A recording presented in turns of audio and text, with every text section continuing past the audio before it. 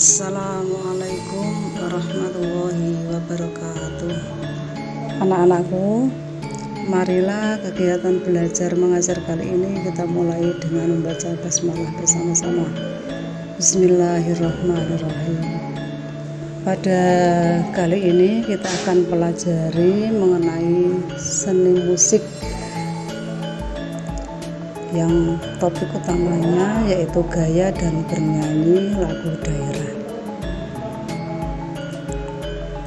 Tapi sebelumnya Butia akan membacakan dulu mengenai tujuan pembelajaran yang harus dicapai setelah kalian mempelajari materi ini.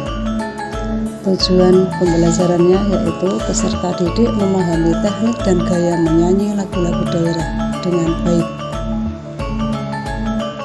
Sekarang kita masuk ke materi, yaitu gaya dan bernyanyi lagu daerah.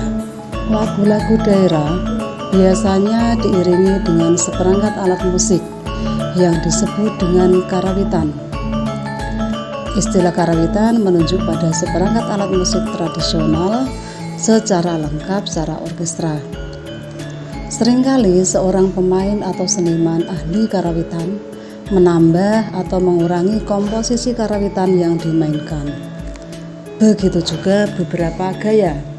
Pada umumnya, lagu daerah melekat pada suatu etnis atau bahkan merupakan suatu identitas daerah tertentu.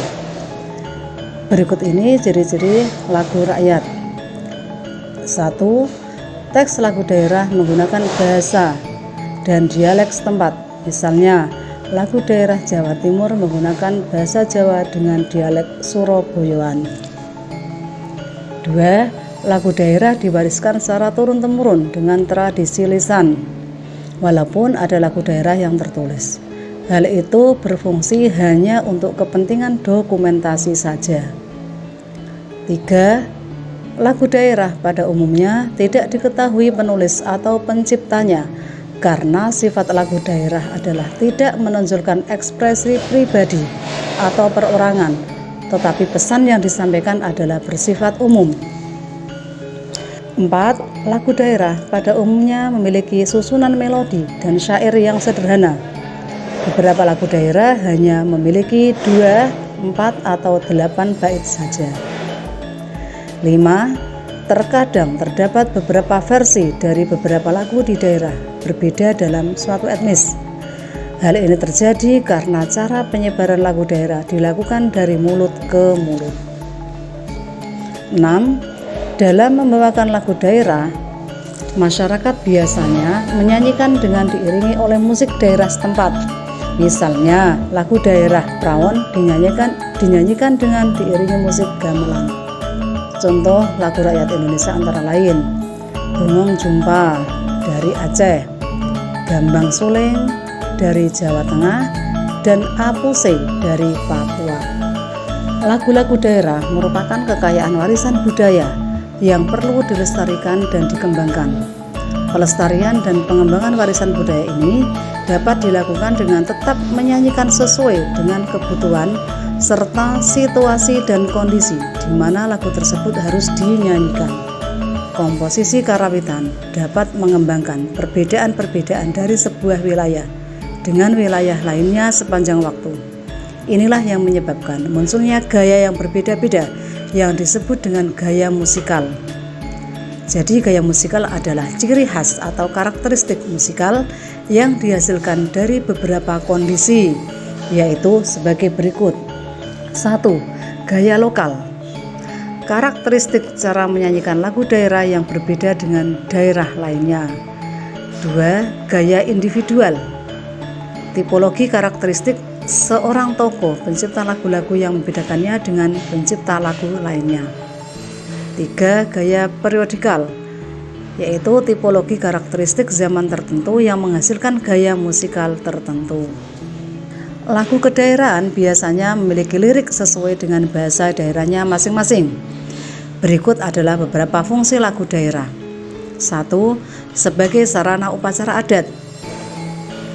Musik daerah di Indonesia biasanya berkaitan erat dengan upacara-upacara kematian, kelahiran, serta upacara keagamaan dan kenegaraan. Contoh, lagu Padang Bulan sebagai sarana upacara adat Dugderan dari Jawa Tengah. Ada yang bisa menyanyikan lagu Padang Bulan? Kalau tidak ada, akan Ibu ajari ya. Nanti setelah Ibu ajari, kalian bisa praktekkan di rumah masing-masing. Yo prokonco dolanan njaba,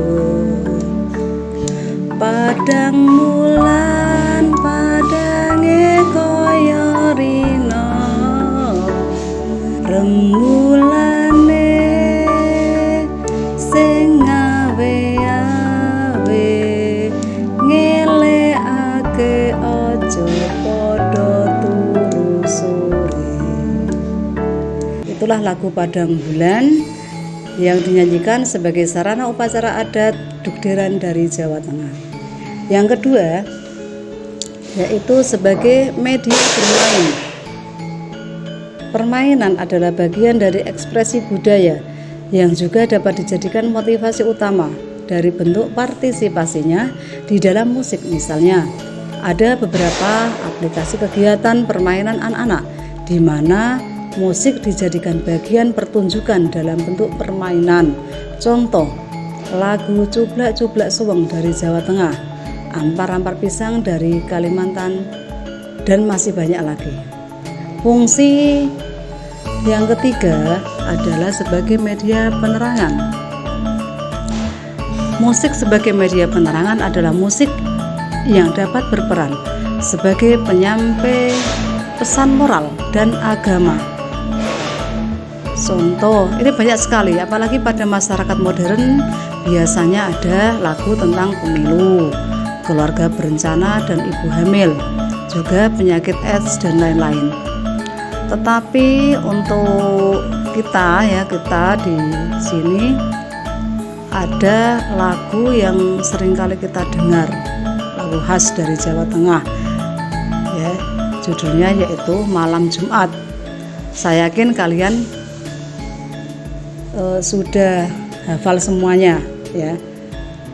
Selanjutnya, fungsi yang keempat adalah musik sebagai pengiring tari. Musik dan tarian masing-masing mempunyai pola dan ritme yang saling berhubungan. Suatu tarian tanpa diiringi irama musik maka akan terasa hampa atau kosong. Dan yang menyulitkan lagi bagi sang penari karena mereka tidak mempunyai gambaran ritme dan tempo yang akan mereka gunakan untuk menuntun mereka dalam menari. Itulah materi mengenai musik. Selanjutnya, kalau anak-anak ada yang merasa belum paham atau belum jelas mengenai keterangan Bu Tia tadi, bisa tanya ya. Bisa tanya. Selanjutnya saya beri tugas ya.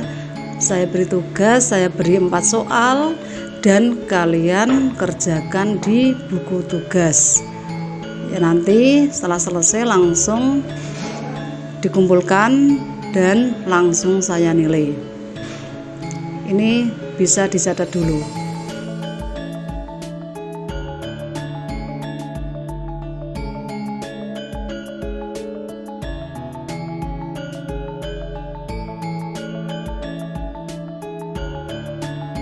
Kiranya sudah cukup. Untuk tugas selanjutnya nanti saya berikan tugas melalui Google Form ya. Dan selanjutnya anak-anak silakan belajar mengenai materi selanjutnya yaitu seni tari. Saya kira cukup sekian. Saya akhiri. Assalamualaikum warahmatullahi wabarakatuh.